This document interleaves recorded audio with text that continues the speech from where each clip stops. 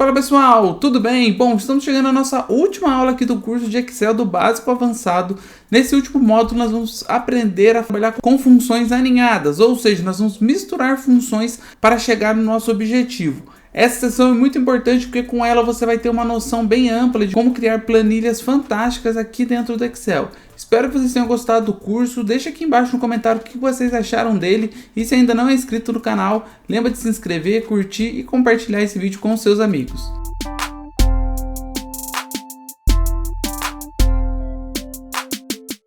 Nós podemos ampliar as funcionalidades da nossa função C colocando a função E junto com ela. Dessa forma, a nossa condição ela deverá ser respeitada para retornar um valor que terá mais de um valor verdadeiro para que ela então se retorne válida, tá? Isso ocorre porque, como a gente já viu na função E, ela traz um valor verdadeiro quando todos os argumentos forem verdadeiros. Deste modo, se houver um único argumento falso, então a função E vai dar um resultado falso. Então a gente vai ver um exemplo melhor para a gente compreender isso, tá? Então aqui nessa tabela nós temos aqui uma situação de compras da nossa loja e nós queremos verificar aqui com ela se o cliente ele tem direito a resgatar um cupom de desconto ou não. Qual é o critério dessa loja? O valor mínimo das 3 últimas compras tem que ser o que está aqui para que a pessoa possa resgatar um cupom, tá? Então, ele vai retornar aqui o resultado para a pessoa ganha ou não ganha, de acordo com as 3 últimas compras. Se elas forem maior ou igual que 50, ok, ganhou. Se não, não ganhou. Como que a gente pode fazer isso? Muito simples, né? Vamos entrar aqui no primeiro campo, né, no E3. Vou colocar o sinal de igual e vamos começar com a nossa função C. Então, C. E agora, dentro do meu C, eu tenho que fazer o meu teste lógico. E o teste lógico agora ele vai receber o E. Eu não vou fazer só um teste lógico. Eu não vou fazer o C tal foi igual a 50, se tal foi igual a 50, se tal foi igual a 50. Não, eu tenho que adicionar um E.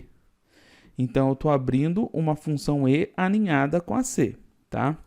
E esse E, agora ele vai começar com os testes lógicos. Então, olha, ao invés de eu adicionar um teste lógico no C, eu posso adicionar quantos forem necessários agora. Então, vamos começar. Então, vou colocar o primeiro teste lógico perguntando se o B3 é maior ou igual ao meu B9, tá? Esse meu B9, para poder facilitar aqui para mim, eu posso fazer o quê? Eu posso já travar ele. Então, eu coloco cifrão antes do B, cifrão antes do 9. E posso até copiar a expressão, olha, do maior ou igual para frente, tá? Copiei ela. Agora, vou colocar um ponto e vírgula e vou colocar o segundo teste, que é se o meu C3 é maior ou igual ao meu B9. E, por fim, o último teste, perguntando se o meu D3 é, então, maior ou igual ao B9, tá? Lembrando que, nos 3 casos, o meu B9 está travado, coluna e célula, tá? Agora, eu fecho o E e vou colocar os resultados. Se essa expressão for verdadeira, então, se todas essas situações forem verdadeiras, ou seja, se a primeira, segunda ou terceira compra forem maiores, no caso aqui que 50, ele vai retornar a palavra ganha. E se não, ponto e vírgula, abro aspas, não ganha. Perfeito? Fecho o parênteses aqui. Então, vamos entender a fórmula. Eu fiz um C e, ao invés de eu adicionar um argumento, eu adicionei 3 pelo E, perguntando se a primeira compra, se a segunda compra e se a terceira compra, se elas são maiores do que o valor estabelecido. Se for, se eu retornar 3 verdadeiros, primeiro item. Se retornar um ou mais falso, segundo item. Beleza? Vamos dar Enter. E olha só, esse primeiro não ganhou. Por que que ele não ganhou? porque ele teve as 3 compras menor do que 50. Vamos puxar para os de baixo? Olha só, de todos eles, apenas um ganhou. Por quê? Porque é o único que tem 3 compras maiores que 50. Nenhum outro aqui vai ter. Se a gente abaixar esse valor para 40, aí a gente vai ter mais pessoas que realizaram compras de R$ 40 para cima. Então, mais pessoas vão ganhar esse prêmio. Tá? Então, olha só que bacana. A gente usa a função C junto com a função E e a gente consegue criar uma planilha muito mais completa e muito mais dinâmica.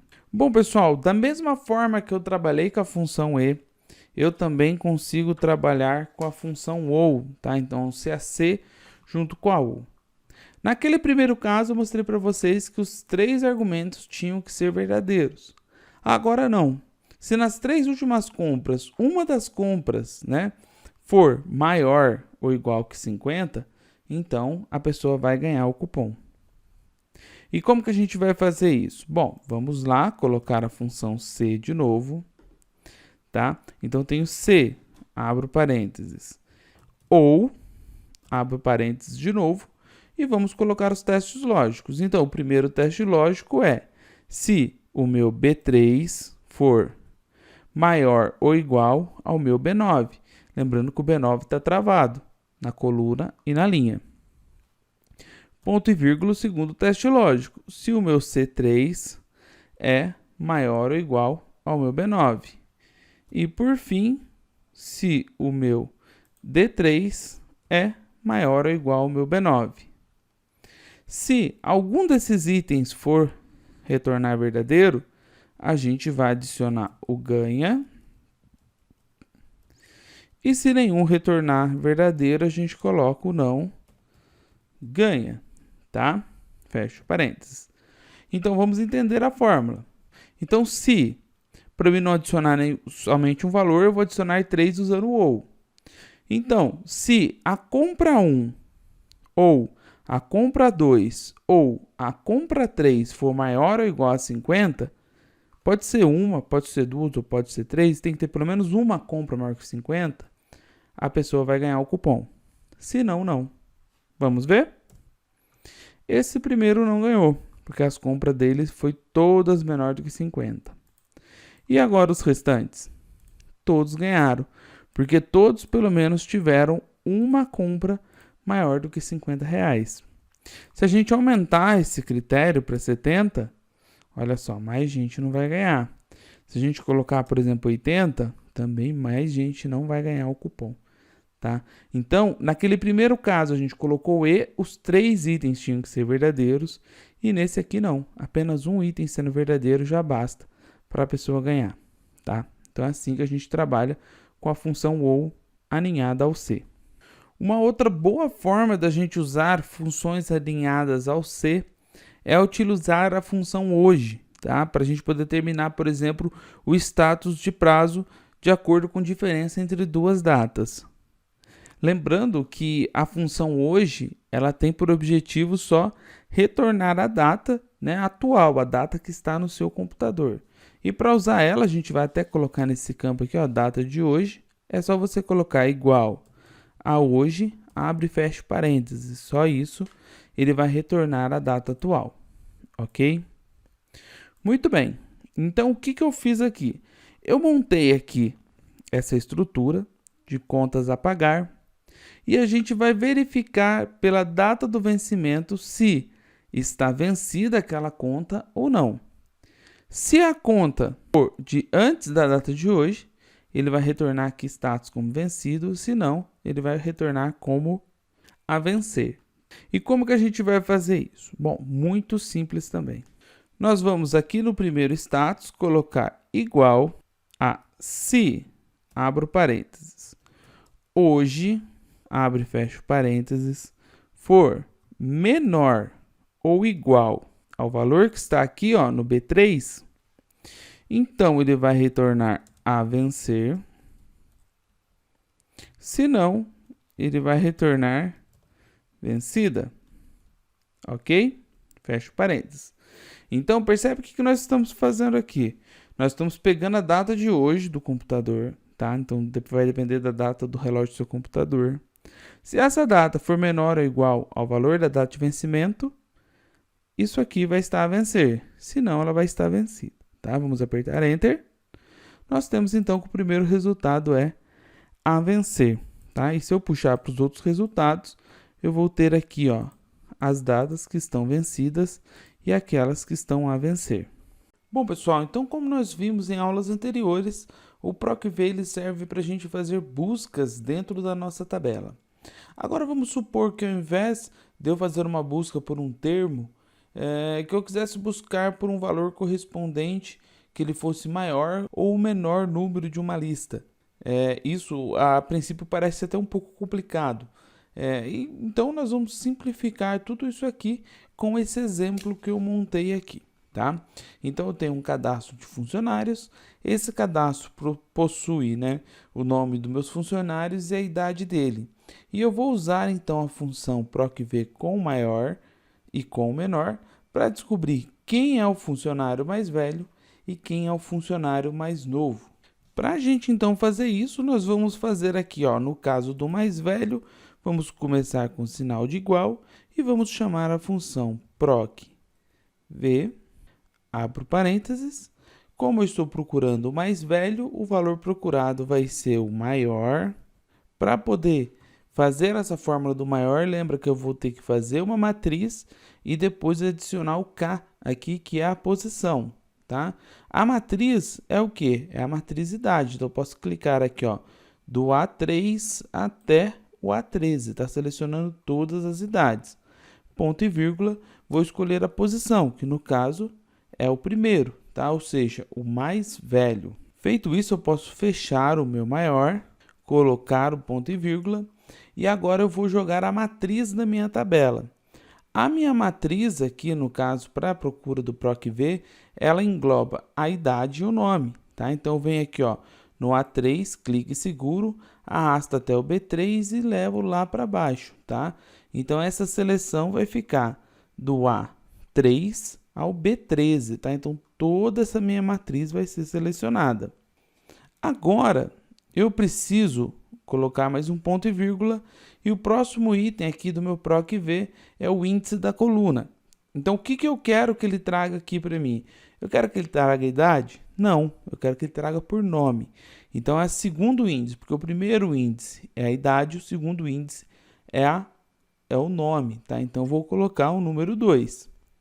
E como último parâmetro, a gente vai colocar o 0 para ele procurar por uma correspondência exata ao que a gente está procurando, tá? Então, vou fechar o parênteses aqui e vamos entender essa fórmula. Então, eu estou começando aqui com o PROC-V. Dentro dele, a sentença, o que eu quero que ele procure? Eu quero que ele procure o maior número entre os que estão aqui, né? No caso, as minhas idades. E eu quero que ele ache a primeira posição.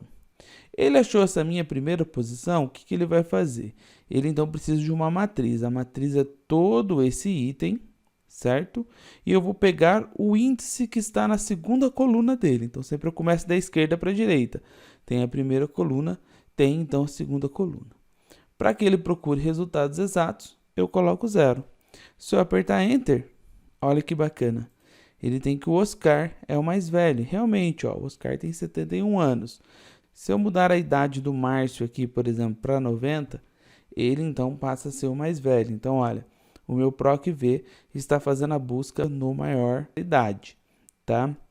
Se eu quiser o mais novo, a mesma coisa. Então, posso usar o PROC-V, abro parênteses, vou colocar menor, abro parênteses de novo, seleciono a minha matriz, que é do A3 ao A13, ponto e vírgula, o primeiro, ou seja, o menor número mesmo, fecho parênteses, ponto e vírgula, vou selecionar a minha matriz, que é do A3 ao B13, ponto e vírgula, vou querer a minha coluna 2, ponto e vírgula 0, tá?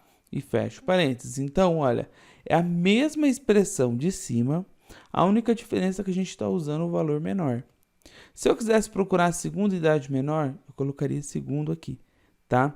E essa forma que a gente fez aqui de PROC V com maior e menor, ele não precisa ser usado só em idade não, tá? Numa planilha de faturamento, você querer descobrir qual mês você mais faturou e tudo mais, é uma maneira bem bacana de se fazer, tá? Lembrando que você pode fazer isso tanto no PROC V quanto no PROC H, tá? Que vai dar o mesmo resultado. Só vai diferenciar, né, o tipo de tabela que você estiver trabalhando. Bom, pessoal, a gente viu em aulas anteriores uma rápida referência a respeito das funções desloc e corresp. Essas funções, elas têm uns objetivos bem específicos, como o desloc, ele traz a referência para o intervalo em que é especificado por linhas e colunas de uma célula ou intervalo de célula, e o corresp, ele procura um valor especificado em um intervalo de células e retorna a posição deste valor na planilha. Agora a gente pode utilizar essas funções aninhadas, o desloc com o corresp junto, para ter um resultado similar ao que a gente obtinha lá com o PROC V. Nessa tabela que eu montei aqui, nós temos um cadastro simples de pessoas com os seus respectivos CPFs, e se a gente precisasse fazer umas buscas aqui nessa tabela, e fosse, né, uma tabela maior, a gente teria um certo problema para poder encontrar, né, essas correspondências de pessoas e CPFs. Então, vamos automatizar essa planilha. Aqui no caso, a gente vai querer fazer uma busca do CPF da pessoa de acordo com o nome que for digitado aqui em cima, tá? E como que a gente vai fazer isso? Bom, aqui no campo do CPF, no caso no E9, nós vamos colocar igual desloc, abro parênteses.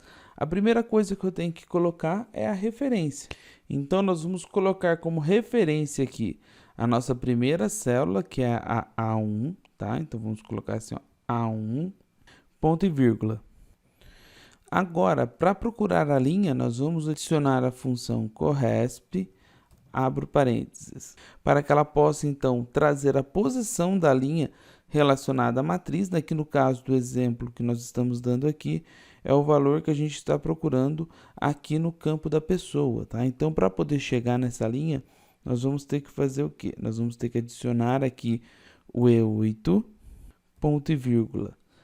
A matriz procurada é, no caso, então, aqui, ó, do meu B3 ao B10, ponto e vírgula. O tipo de correspondência a gente vai colocar como 0 para a correspondência exata, tá? Fecho parênteses, coloco ponto e vírgula. Vamos adicionar aqui como colunas 0, tá? Não vamos adicionar colunas. E vamos colocar ponto e vírgula e trazer a altura e largura 1, tá? Então, eu posso apertar Enter. Ele vai dar aqui ND, porque eu não adicionei nada. Mas se eu, por exemplo, adicionar o nome Marina, ele retornou errado aqui.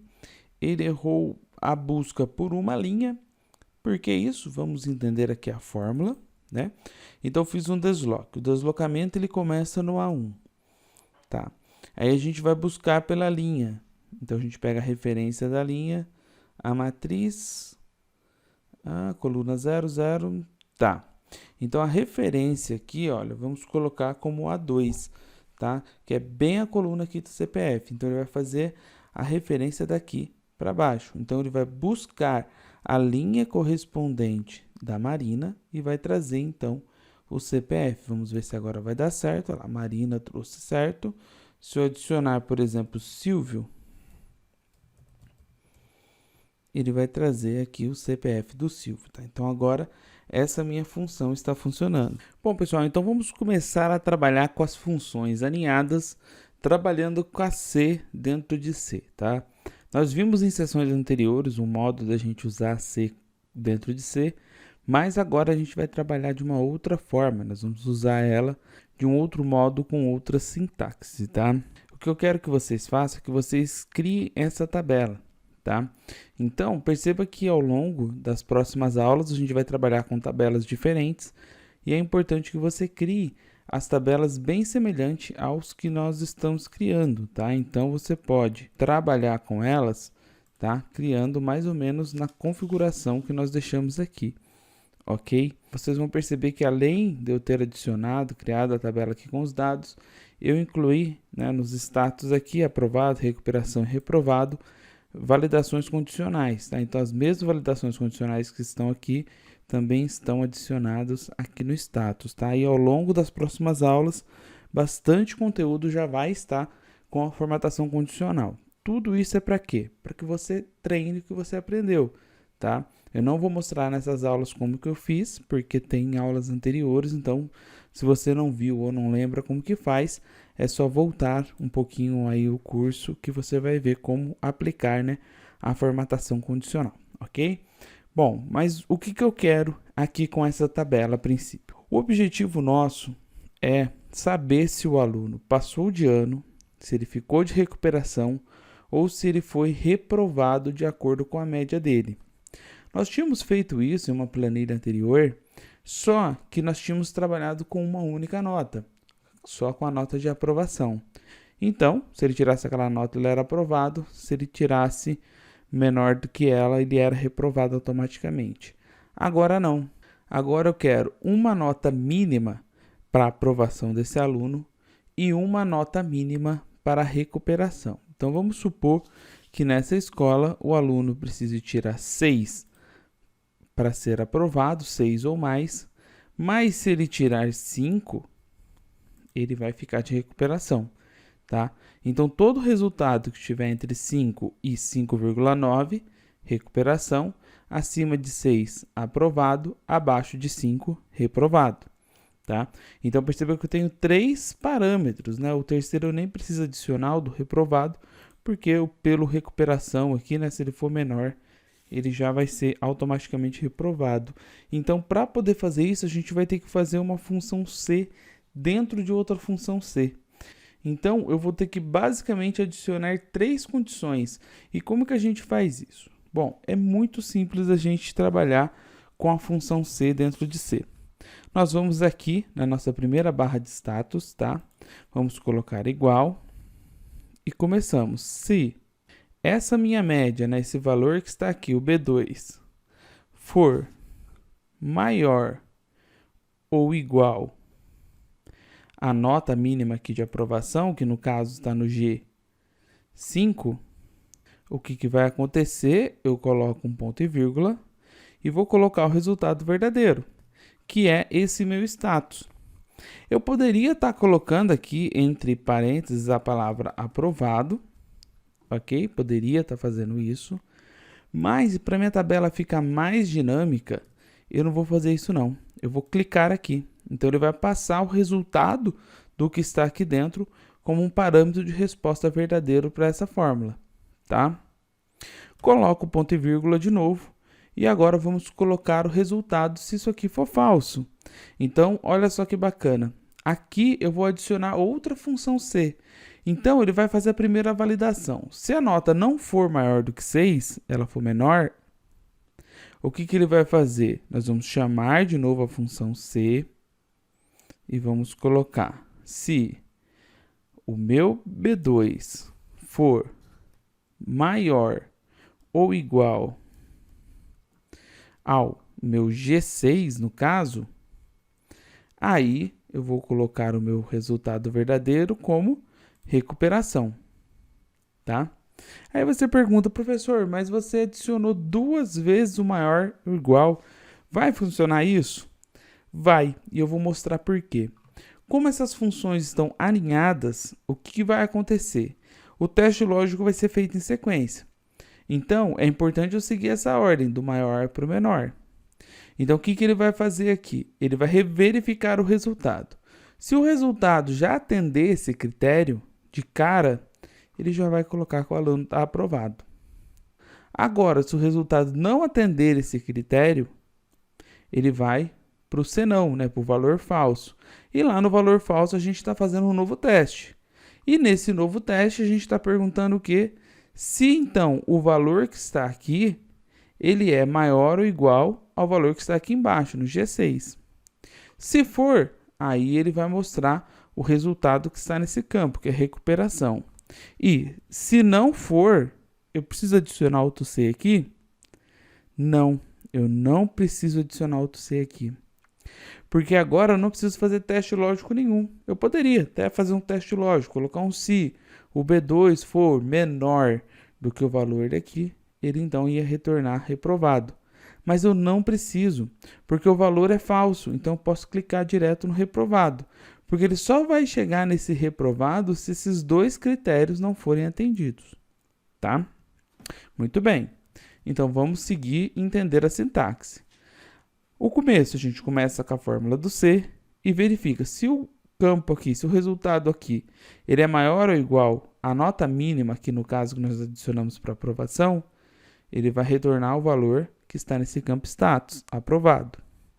Se não, ele vai fazer o mesmo teste lógico, só que com o resultado de baixo, retornando reprovado. E se não, ele vai retornar o reprovado para mim. Aqui, gente, vocês percebem que as fórmulas já estão começando a ficar um pouco mais complexas. Elas começam a ter menos palavras e ter mais campos, tá? E é importante a gente entender certinho como que funciona tudo isso aqui, ok?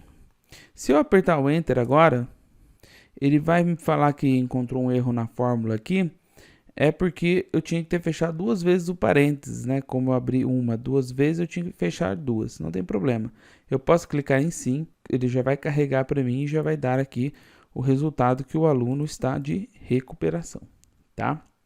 Muito bem. Para eu puxar esse dado para baixo, eu preciso fazer as contas todas de novo? Não, mas eu não posso puxar assim. Porque se eu puxar desse jeito que eu fiz, o que vai acontecer? Eu vou prejudicar as minhas fórmulas, tá?